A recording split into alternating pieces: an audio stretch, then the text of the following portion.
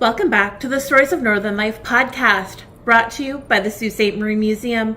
I'm your host, Nicole, and today we are doing another episode in our Queer Project series.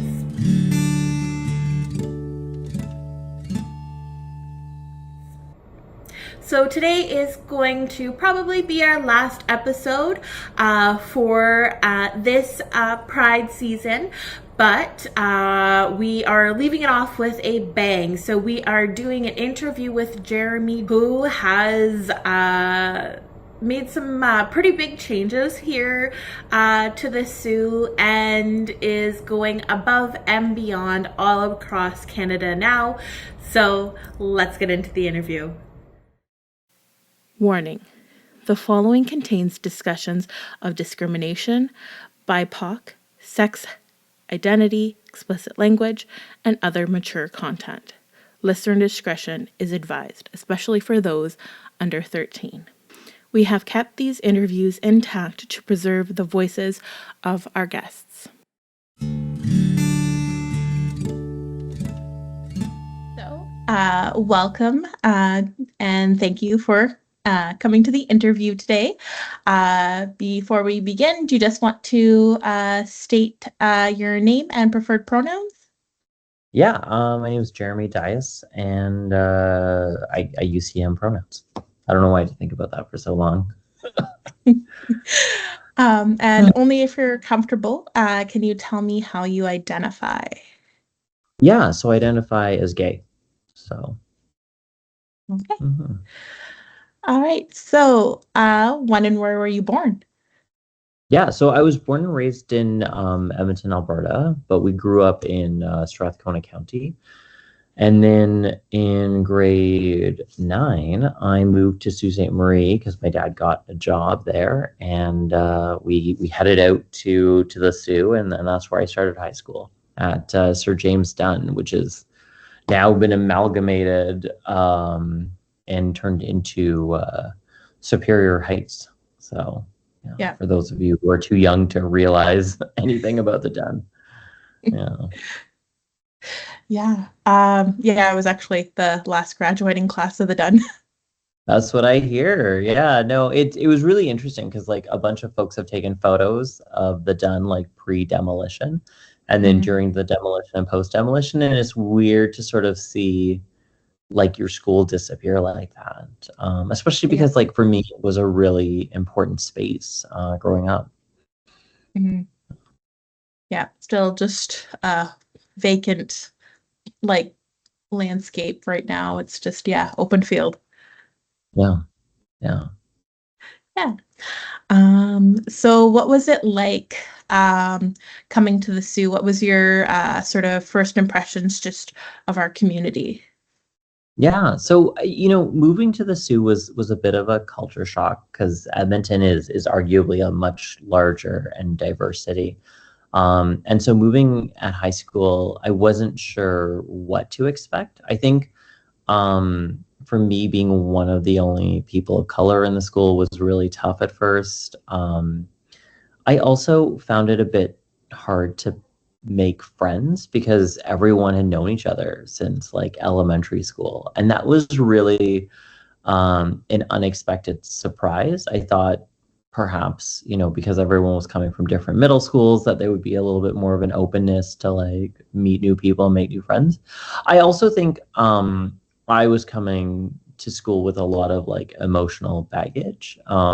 It wasn't just the new kid phenomenon. It wasn't just the person of color issue. It was also like the like my own queerness. Like I just wasn't like I hadn't really understood who I was. And so it's hard to ask people to be your friend when you don't even know who you are. And so that was really tough too. But I was really lucky. I mean, I started school on a bit of a rocky spot. I did face quite a lot of bullying and discrimination. And it's funny because like when I look back on it, I think about like happy times, like hanging out with my friends or playing games or going to Tim Hortons or, heading out to the beach or something like that. But when I like go through my journals, I was like, I spent a lot of time like alone. I spent a lot of time, being picked on, and I think that was really tough. I think the racism piece was really difficult for me. And just to put in a context, right? Like I went to the Dun at the end of the 90s. This is before anyone did a land acknowledgement. This is before we had acknowledged that, Algoma University was built on top of a residential school. We actually used to hang around in the graveyard just behind Algoma University, and we had no idea that it was children who were buried there, right? Like the tombstones at the time were worn down. There was no plaque, there was no information. And it was actually in grade 10 when someone actually printed out this, like, I know you print out paper back then. He printed out like this study about residential schools. And I remember reading it and just like consuming page after page, and not realizing that this had happened. Not just like it had happened in Canada, it had happened over there or over here, but it happened, in the spaces that I existed every day. And it was sort of like, how is there this thing that no one's talking about? And I think what's interesting about this time period, right, is that because the internet was still developing, because we weren't using smartphones, information wasn't like at your fingertips. The Dun had one book on LGBTQ issues, and in all fairness, it referred to gay and lesbian issues as something that was coming up in the near future, And I remember reading it and being like, oh my God, these are my people, but like they're not here yet, but I'm here. And so it was really isolating to sort of like, how do I find my people? Towards the end of grade 9, I did make a few friends, and I did go on a number of adventures. I went out to Encounters with Canada, which was a program in Ottawa at the time, and I made friends in Southampton. And it was on my 13th birthday that I realized, I was gay. And I think it wasn't even realizing, it was more like recognizing it. Like it was so obvious to everyone else except for me, maybe. But yeah, it was a thing, and I came out in a really big way at the Dun, which led to like some friends not hanging out with me and other friends being incredibly kind and supportive. But at the time, pre-rainbow flags in schools and gay straight alliances, I don't think anyone really knew what to do. And so what was interesting in the late 90s was that, you had heard rumors in the States about these kids in Salt Lake City starting a gay straight alliance, and you're like, I want that, and I remember going to my guidance counselor and being like, I want this, and her saying no. Or going to my principal and being like, I want, I heard that at the University of Toronto, they have rainbow flag triangles in their school designating this a safe space or a positive space at the time. And, my principal saying no. And I think what was really frustrating, right, was when I would set up, like, because here's the thing, right? I come from a really strong activist background. My mom and dad were both like labor union, NDP activists. And so for me, it just wasn't enough to just sort of be like, oh, I'm gay, I'm by myself, I'm gonna like cry about it. I had to do something. And when it came to like Anti-Racism Day on March 21st, I would literally set up a booth by the library and hand out like anti-racism stickers and showcase books in the library and like talk about it. And it was so funny because like I'm the only or one of the only kids of color in our school, and I'm like pushing this.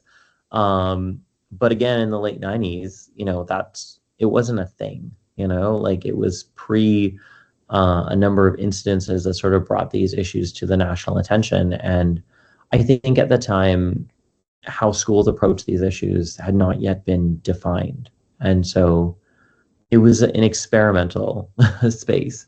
So yeah, and I hesitate to use the word first because I don't know. I'm sure other folks of color had done other things that they'd done pre me. But whereas now certain things are sort of like ingrained in school systems and in school communities. Um, it always felt like I was reinventing the wheel and like trying to push it by myself. And I think those were the two parts that made it really tough. So yeah.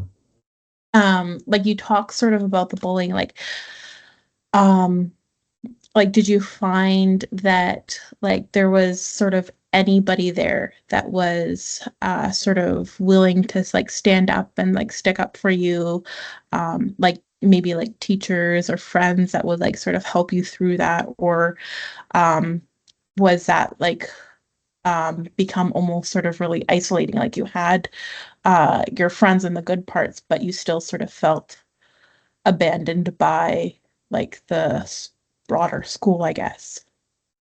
Yeah, I mean it's hard to define the experience as singular because it was actually rather a series of moments. And I think what was really weird about the situation is that everyone had a different perspective of the whole situation.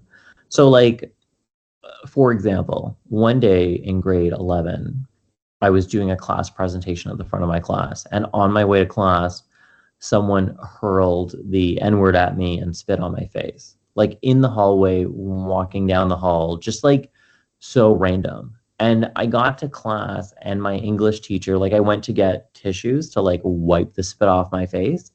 But my teacher saw it, right? And she put the box of tissues under her desk. And I like used my sleeve to wipe this off. And I was like, can I present tomorrow? I'm really upset. I told her what happened. And she was like, no, you're fine. You can do it now. And I did. And, you know, I got a mediocre mark and I was really upset about the whole situation.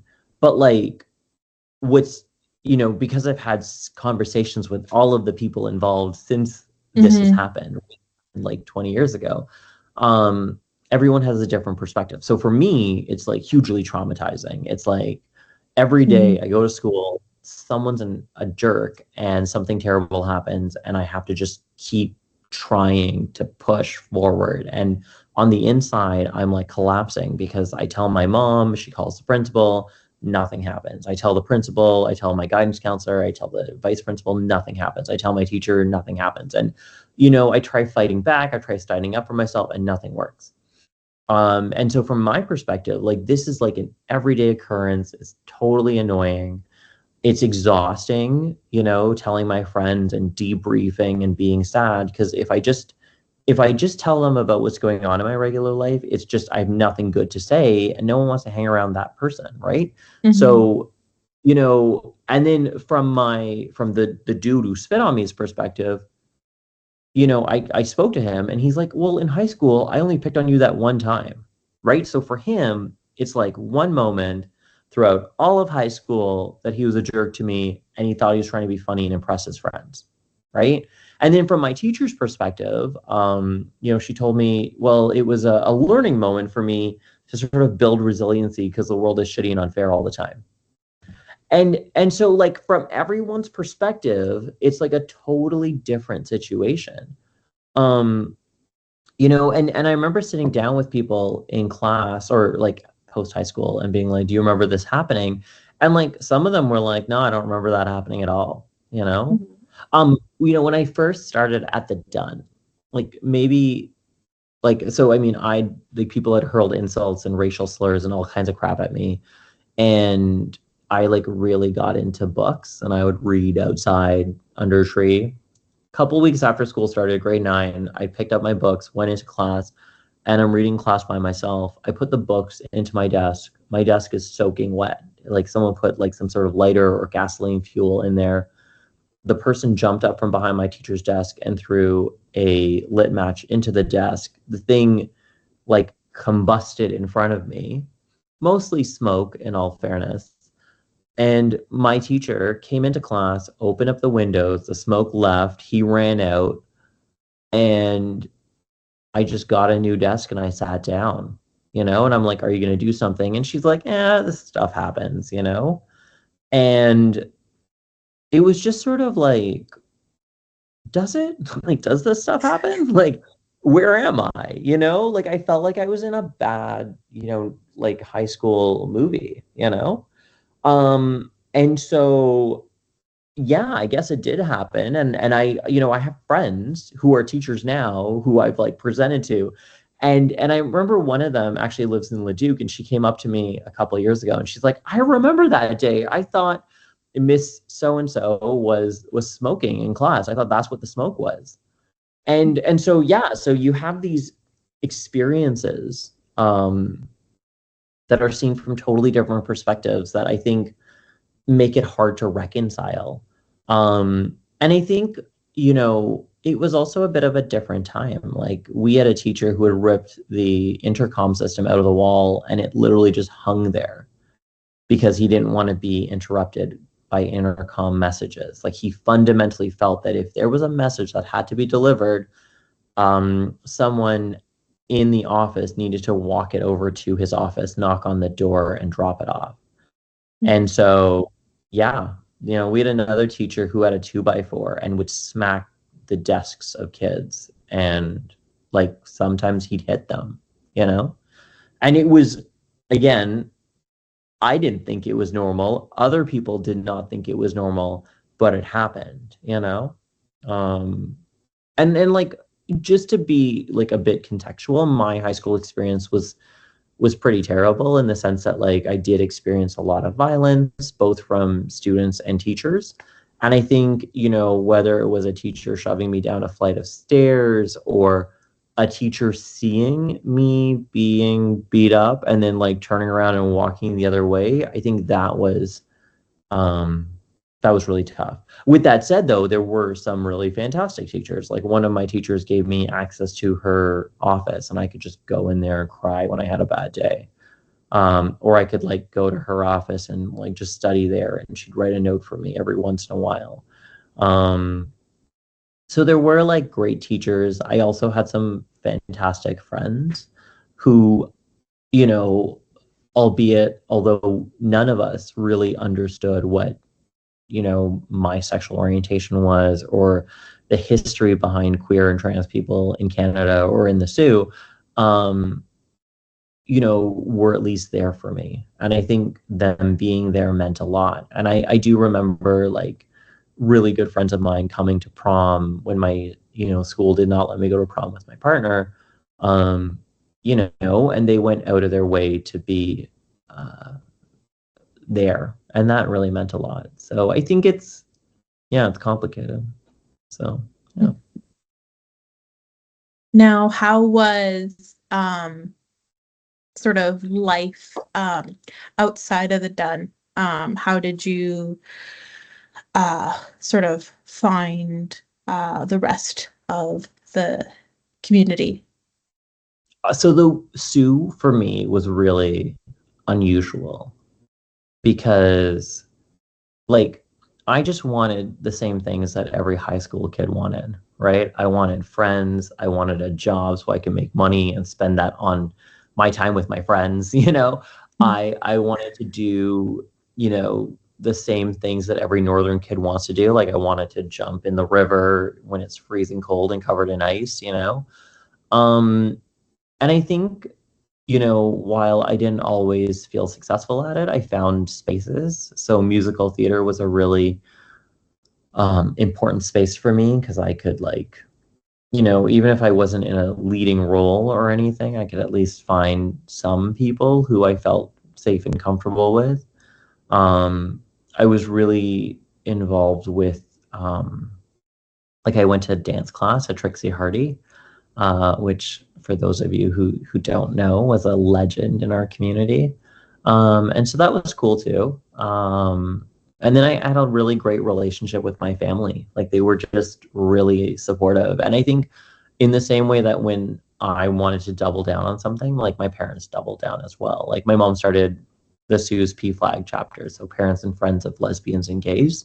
Of course, it's intended to be more broader now, but like she went out of her way to create space, not just for me, but for other queer people and other parents and friends struggling with their, children's sexual orientation or gender identity.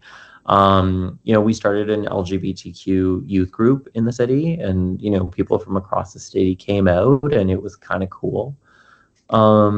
And so I think, from a positive perspective, I created space for myself, which then of course created space for other people.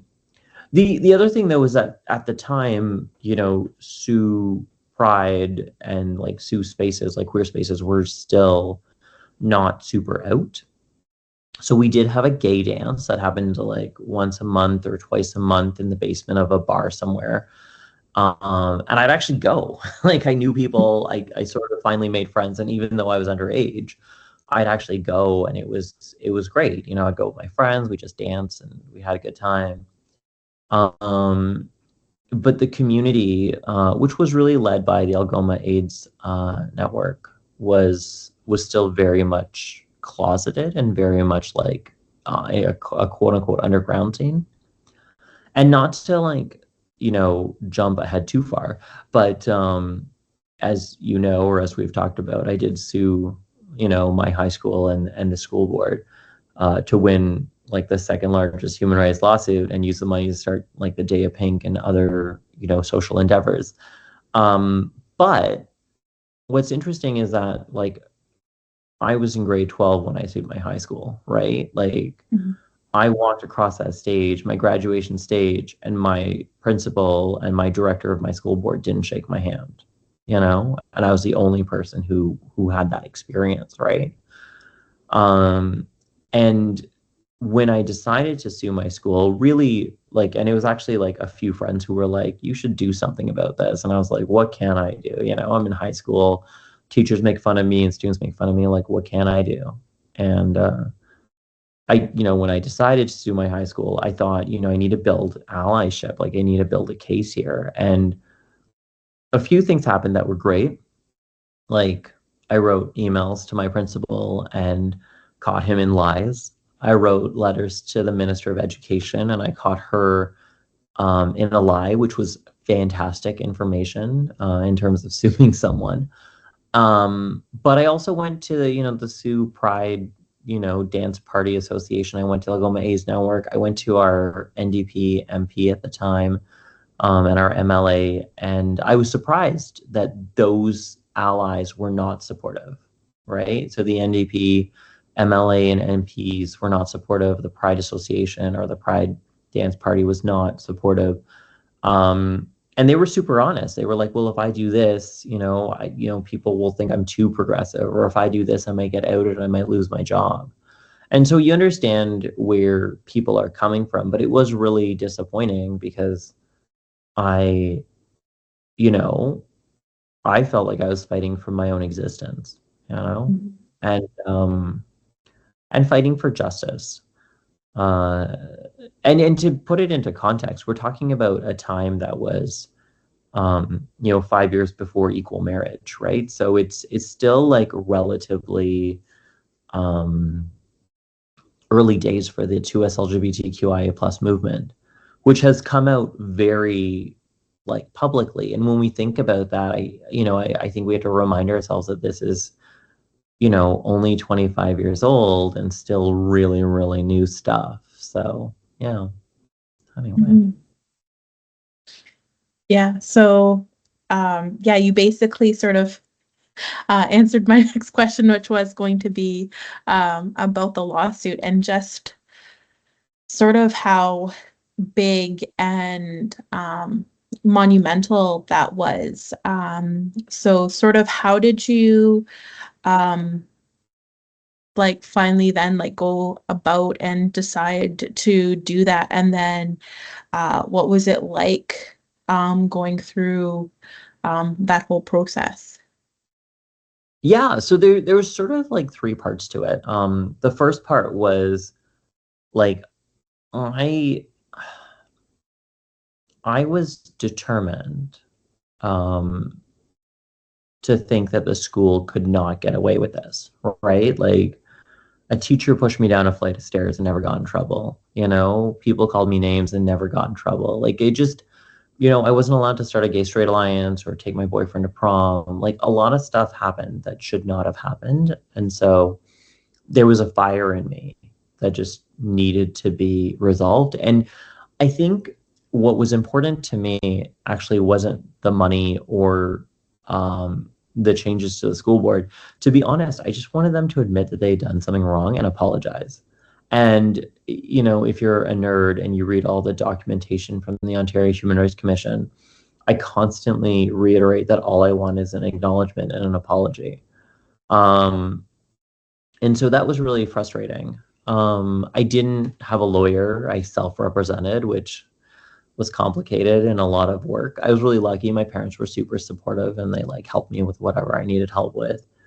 But a few things happened that I didn't expect. And so the first thing was I wanted to collect evidence. And so I literally wrote letters and started a petition with people in class. And I was in grade 12, so I was like, I don't care. Like, let the world light the world on fire. Like, whatever. I'm out of here soon. And so I'd go to classes and I'd ask people to sign a petition, and people did. You know, people who spit on me, called me names, beat me up, signed the petition. You know, and that for me was incredible because, you know, for them, again, from their perspective, it was just one joke or one moment or whatever. But I think as they understood my story and my experience, they realized, you know, this shouldn't happen to anyone. And I think that for me is a key part of the conversation, is that no one in a school or school community should ever feel like this, and that we need to replace, you know, discrimination, harassment, violence with kindness and respect and inclusion. So that was the first thing.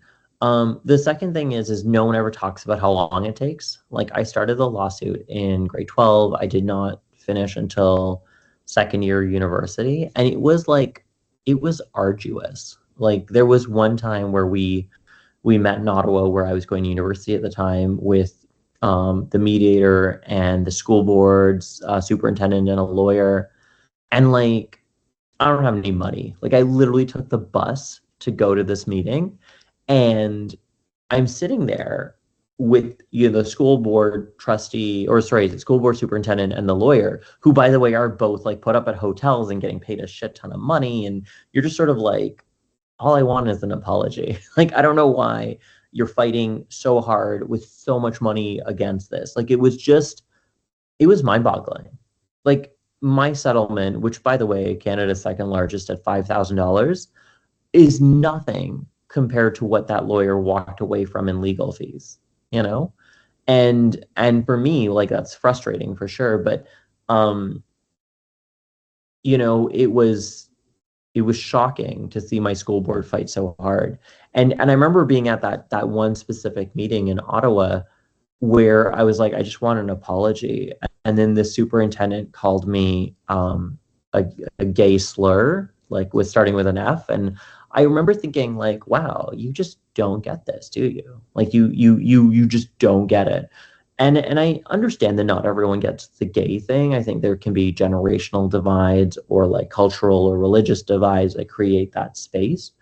But I mean, regardless of what we do and do not understand, I fundamentally believe that we need to live in a world where we can at least agree to coexist respectfully. And so that was really annoying, to be totally honest, that there was just this real palatable, you know, disrespect, which of course helped me win the case. But I think at the end of the day, though, you know, the real victory for me was about 4 years later, when I got invited to speak at the Dun and share my story. So, a little fast forward, I won the lawsuit. And, you know, my family was like, vacation, pay off your tuition, invest it. Like, it was $5,000. Like, it's not a ton of money, but it was something. And so I really wanted to invest it into a charity, so that other students who had similar experiences didn't have to go through what I went through. So I started a scholarship, which then led to creating the Center for Gender and Sexual Diversity in the Day of Pink, which, you know, still to this day, you know, we run 500 free workshops. We do, you know, 50 plus day-long events where we bring, you know, queer and trans students together, and we run conferences and workshops, and we really try to use, you know, storytelling, so sharing our own personal narratives, to demystify, you know, queerness and queer identity. And I think by sharing our own lived experiences, especially for me back in like the early 2000s, you know, I was actually one of the only queer speakers, you know, going school to school, sharing my story. Um, you know, I was really lucky because I had such a shitty experience in high school. I had a really compelling story, you know, and you had all these straight kids looking at me being like, ooh, you know, I didn't realize that my actions had such a deep impact, right, on someone. And so it was magical. Like, and you know, I recognize that as a person of color who's queer, I'm like able to talk about intersectional issues, which again wasn't a term at the time, but like at the time was kind of cool and novel. And so yeah, it was neat. It was neat to be on the forefront of this change. And then obviously like post equal marriage, um, it symbolically opened the door for schools to have like this more public conversation about it. And so I literally started, like I won the lawsuit in 2005, the same year as equal marriage, which is when I started the organization, which, you know, then of course sped out into all of these opportunities. And then I kept on trying to find ways to one up the opportunities that I was creating. And that was really fun. So yeah. Yeah. And we're still trying to do that today with the Day of Pink. So that's kind of amazing.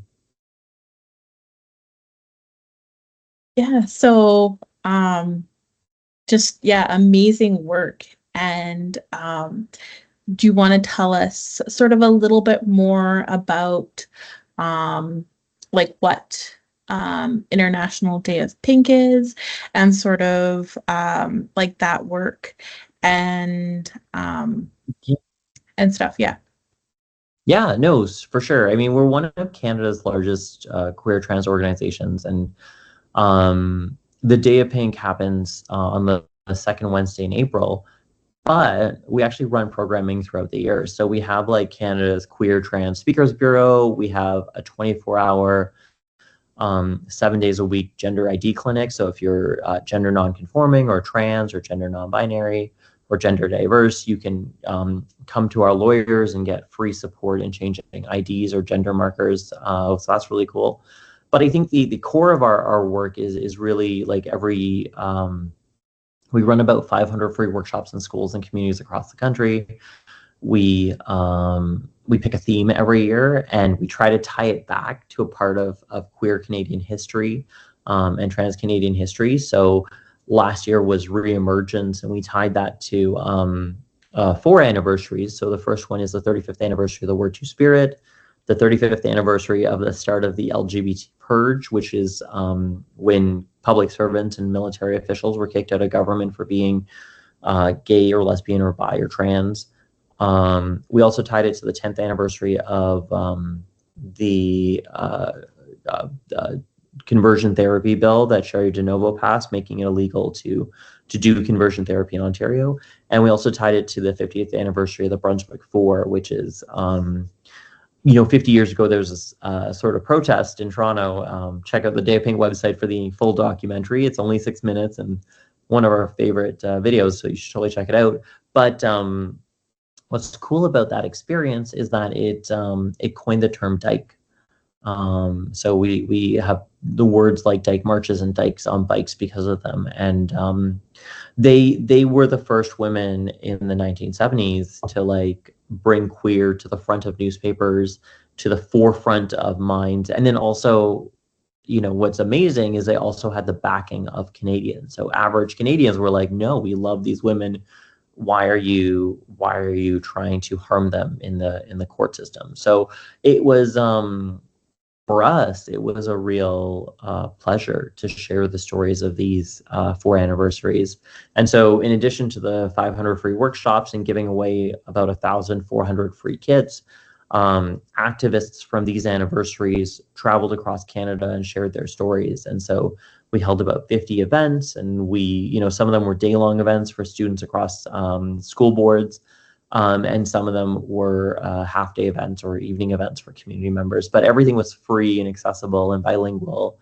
And I think the cool thing about the Day of Pink is that we think about these sort of things. Like I'm from the Sioux, and so I remember, whether it was Envirothon or 4-H or band, there was always a financial barrier sometimes to participate. And so, on top of creating the cool programming, the Day of Pink actually fundraises a ton of money so that we're eliminating the barriers for school boards and school districts to participate in the programming, and often paying school boards and school districts additional funds so that they can have the tools to then make the event as inclusive as possible. So sometimes that means paying for lunch, sometimes it's an ASL interpreter, sometimes it's, simultaneous verbal interpretation for, newcomer students who might need translation into, Cantonese or Punjabi or other languages. And so that's really cool to see that we're able to do that and make it the best it can be for our communities. And so we're really lucky to have those resources and make it happen. And then, of course, for me, it's really important that we're celebrating queer and trans Canadian history, because we tend to look as south of the border for milestone moments, when really in Canada we have our own, and those moments in queer Canadian history are important. And I'd like to think we're doing our part as an organization. I'm doing my part as a good Northerner to make these things happen, and celebrate these roots. I mean, right now, if you become a principal or vice principal in Ontario, you learn about Jeremy DIAS versus the Algoma District School Board. And so, like, our community is embedded in the practice that every vice principal and principal has to undertake to get their certification.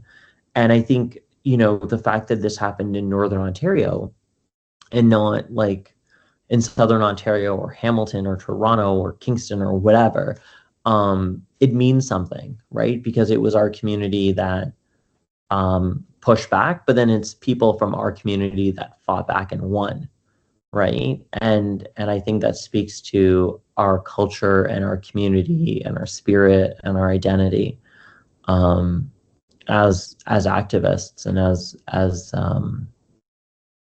as a community, like as people, Yeah, great way to put it, because we are definitely sort of, I guess, like, it could also be a thing with like the Union Town, is that like we will band together and fight together.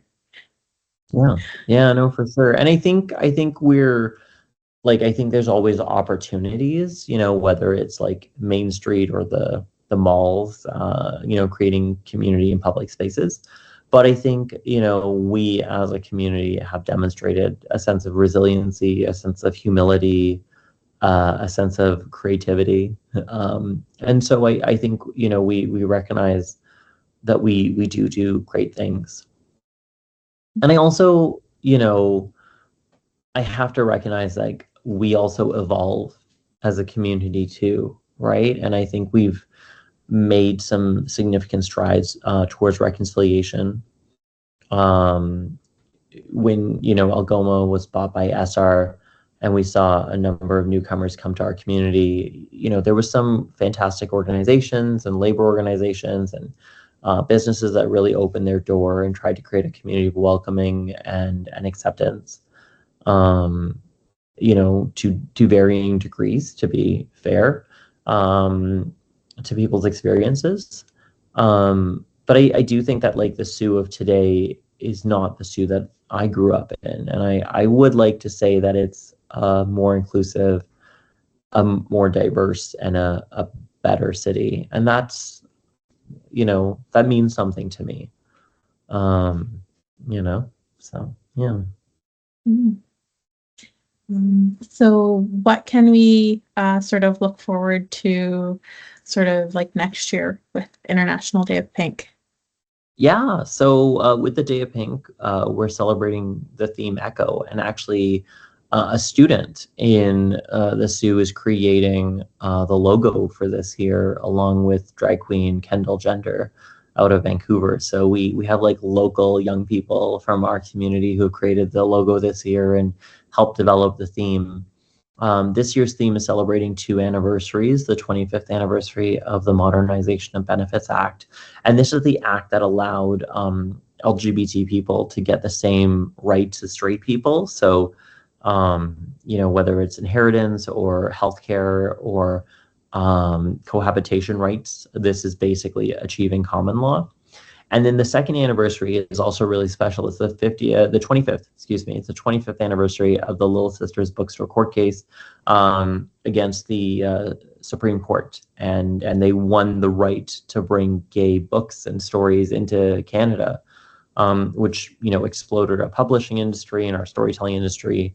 And Echo for us is about celebrating 25 years of uncensoring our stories and our lives. And I think that's really fantastic and really powerful. And so we'll be bringing speakers up to the Soo for free events and free talks. So we're really excited about that. And we're partnering with the Soo Museum for a future event. I know we partnered with you for last year's Reemergence Tour, Patrick Hunter. And so we're going to do that again. And we're really, really excited to also partner with Soo Pride to make that happen, and continue to try and work with the school boards and the community spaces to create more and inclusive spaces in our community. And so if anyone listening has ideas or wants to get involved, feel free to email us at dayofpink.org. We're always happy to grow our programming in the North. So we're really excited about that. Mm. All right. And is there anything else you want to add, or any last message you want to leave off with? I think sometimes when we're in the Soo, we tend to look outside of our community for cool things. But as someone who has, moved away for work and for, a variety of reasons, my family has moved out of the Soo, and so I have less reasons to come to town. I have to say, the Soo was a magical place to be. It's always a magical place to come back to, and I think we have to continue to support the things that matter to us, and whether it's the museums or the cultural institutions or the library or a variety of famous pizza places, the Soo's a magical place, and I think it'll allow us all to create a better, more inclusive space moving forward. So and thank you for listening to this fantastic podcast, and thank you to the Soo Museum for creating this space. It's really fantastic. Thank you. Now, there is just one final question that I ask everyone. So if in 100 years the museum was ever to do an exhibit on you, what would the title of your exhibit be? Maybe the tagline, and then 3 artifacts that sort of best represent you. Yeah. So I have a few answers. So I'd love for the tagline to be something about, creating a positive space, like Jeremy DIAS creating a positive space in the Soo or something, the reason why I would choose that is because, other than it being very easily bilingual, it's also the sign that I wanted to put up in my school and my community, and I wasn't allowed to. And I think that would be the first object, because I still have the original, positive space sign with the petitions and all of the, a lot of that court material. I'd also want to put up I have an original Gilbert Baker rainbow flag. So the man who invented the rainbow pride flag, it was one of the things that he gifted to me before he passed, and it's definitely one of my favorite things. And the one thing I love to do is I love to loan it out to organizations and institutions and sometimes even businesses, so that they can show off this really cool piece of queer and trans history. And And then the third thing we'd have to borrow from the Canadian Museum of History is the gay sweater. And so the Day of Pink has run, 20 years of campaigns. And one of our campaigns about 10 years ago was actually the gay sweater. So it's a hair made out of it's a sweater made out of the hair of hundreds and hundreds of queer and trans people from across Canada. And it has a home at the Canadian Museum of History. But I'm 100% sure they'd let us borrow it, especially considering it's such a fabulous piece of fashion and also an important part of our, my story and activism. And, having brought the sweater to the Sioux and had people, try it on and touch it is really a fantastic thing. So, yeah. Yeah. Amazing. Thank you. No, my pleasure. I hope you have a good rest of your day. And for everyone listening, please check out other podcasts and other stories. There's so many fantastic people in our community. And each of their stories is worth listening to. Did you know you can get unlimited admission to the Sault Ste. Marie Museum for a whole year for just $15? Yep, that's right. And there's more perks to that too. Go to Sault Museum, that's SAULT museum.ca, under Visit and learn more about our membership options. And if you're a business, corporate or nonprofit, we have plans for you too. Reach out to us by emailing info@saultmuseum.ca with any inquiries. Today's quote comes from the book Algoma Central Railway by O.S. Knock. This quote was taken from the Sioux Star on February 18, 1902, describing how the first heat of steel was blown in the Bessemer converter. Quote, "The crowd cheered the spectacle. The vessel shot the sparks up to the top of the building, and they fell in beautiful showers, a great sparkling curtain. Gradually, the sparks gave way to flame that grew whiter with the minutes. In a while, the loudly roaring fire was too white to look at. Then the blower knew the cook in the vessel was done, when cleansed enough to pour. Now it was steel.